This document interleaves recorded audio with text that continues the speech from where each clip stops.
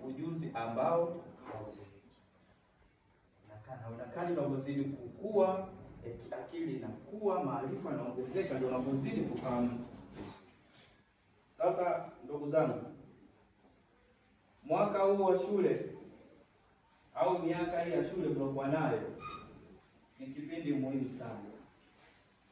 Ni kipindi cha kutengeneza maisha yako ya sasa na ya baadaye.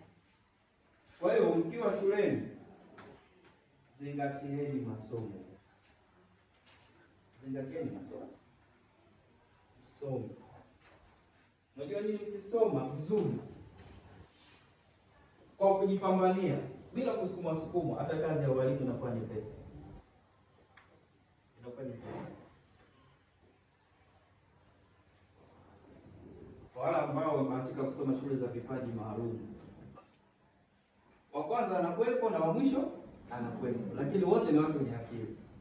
Unakuta wa mwisho ana wastani wa 92. Wa mwisho huyo ni wa mwisho, anaburuza mkia. Wa kwanza ana wastani wa 99.5 kwa sababu wanakuwa wengi wenye 99.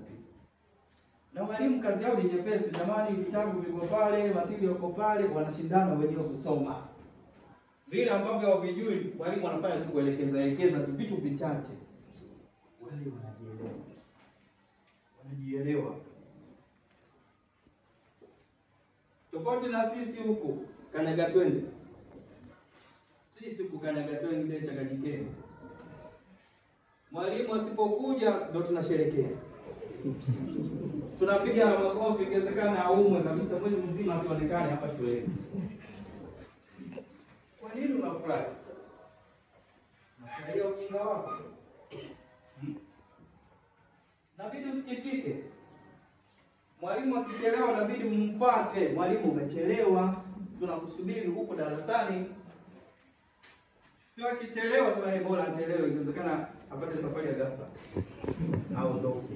Ndio sisi hatutaki vipindi. Umekuja hapa ni kama mtu anakwenda shambani kulima, hapa ndio shamba lako. Umekuja hapa kama vile mtu aliyokuja kazini anakwenda kazini. Wewe ndio